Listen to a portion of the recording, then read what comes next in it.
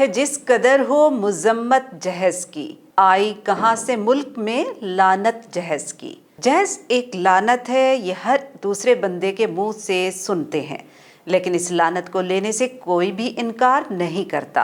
रुखसती से एक दिन पहले तमाम अड़ोस पड़ोस और खानदान भर की खवातीन को जमा कर लिया जाता है, बल्कि बाकायदा पैगाम भिजवा दिया जाता है कि हमारी बेटी के जहेज की नुमाइश है, आ जाना। खवातीन वो जहेज देखती हैं और अपनी बेटियों को भी वैसा ही जहेज देखने के बारे में फिक्रमंद हो जाती हैं, चाहे उनके पास वसाइल हों या वसाइल ना हो। अगर गांव देहात में गरीब वालिदैन अपनी बेटियों को जहेज देने की सकत नहीं रखते तो रिश्ता तय होते वक्त ये भी तय हो जाता है कि जहेज नहीं दे सकते, जहेज आप खुद देंगे।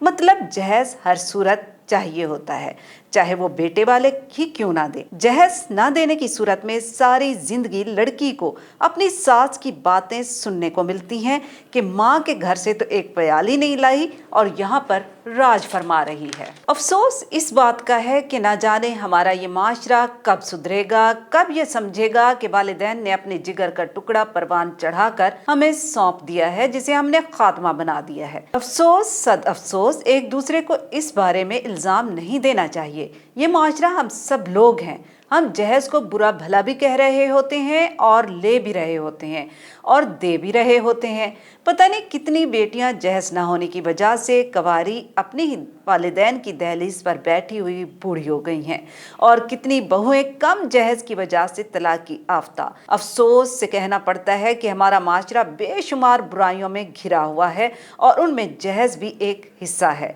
ये एक ऐसी तिजारत है जिसने इंसान को इंसानियत से गिराकर हिर्स व हवस का पुतला बना दिया है। मोहब्बत, हमदर्दी, भाईचारे की जगह अब बस लालच ने ले ली है। ये बुराई उस वक्त तक खत्म नहीं हो सकती जब तक हम एक दूसरे की बेटी, जिसने अपने वालिदैन के घर तो कम अरसा गुजारा लेकिन आपकी खिदमत के लिए वो अपनी पूरी जिंदगी वक्फ करने आई है, उस बेटी को अपनी बेटी समझें और जहेज की ख्वाहिश को नजरअंदाज करना सीखें। इज्जत दें, इज्जत लें, मोहब्बत लें और जीने दें, इसी में कामयाबी और सुकून है। जहेज की तैयारी में औरत नहीं मर्द तकलीफों और कर्जों का शिकार होता है और इसी जहेज पर तजलील भी मर्द की ही की जा रही है। जहेज एक गैर शरई रस्म और रिवाज की वो अजियत है जिसका शिकार हमेशा गरीब लोग होते हैं। इसी जहेज से दरपेश मसाइल और कबाहतें दीगर हकाइक के साथ बयान करने की जरूरत इसलिए पेश आई कि इस बुराई में कई औरतें और मर्द गलत फहमी का मुजाहरा कर रहे हैं, जिससे मर्द और माशरे की इज्जत मजरूह हो रही है।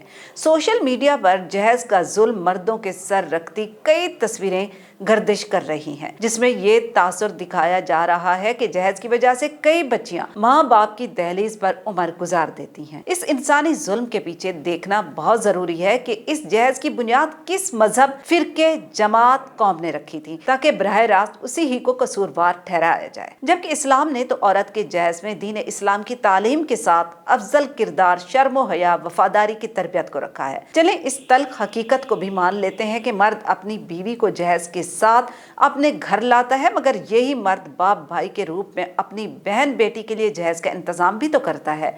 यानी जहेज देने वाला भी मर्द है, लेने वाला भी मर्द है और इसी वजह से बदनाम भी मर्द ही है। कभी किसी ने ये नहीं कहा कि औरत जहेज देती ही क्यों है, क्योंकि औरत जहेज कमाती बनाती ही नहीं है।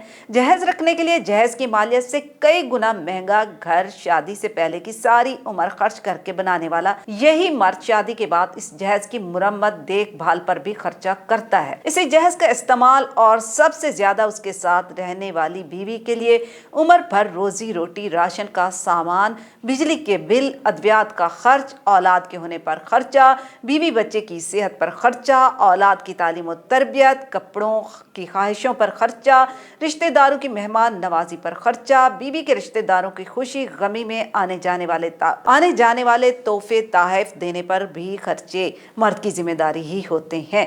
इसके बावजूद अगर औरत मर्द के साथ न रहने का फैसला ले ले तो अदालत के हुक्म पर बीवी बच्चों का खर्चा देने का पाबंद मर्द ही होता है। तो फिर क्यों इस तरह के जुल्म सितम किए जाएं, क्यों आपस में कंप्रोमाइज ना किया जाए, क्यों एक दूसरे को ना समझा जाए। इसके बावजूद औरत कह देती है कि मेरी तो जिंदगी खराब हो गई, जबकि मर्द की जिंदगी तो कोई अहमियत होती ही नहीं है, जो खराब या बर्बाद होने के साथ कितने तूफानों का सामना करती है। इसके बीवी बच्चे आसान जिंदगी गुजारते کرتے رہیں، میں جہیز کے حق میں نہیں، اس کے شدید خلاف ہوں، کیونکہ باقی بوجھ کی طرح اس لعنت کا بوجھ بھی مرد ہی برداشت کرتا ہے۔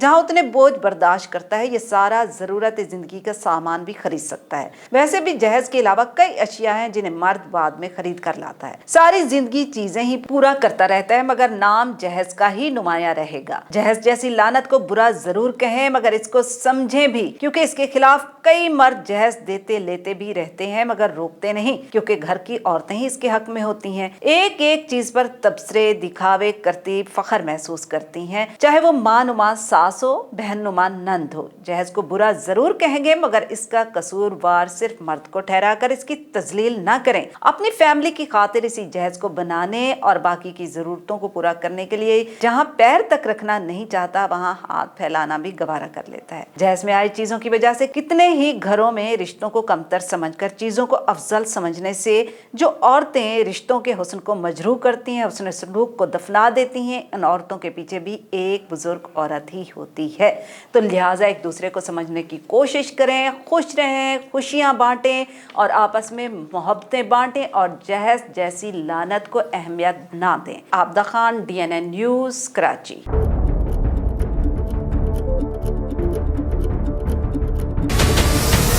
ہمارے چینل کو سبسکرائب کریں اور بیل آئیکن پر کلک کریں۔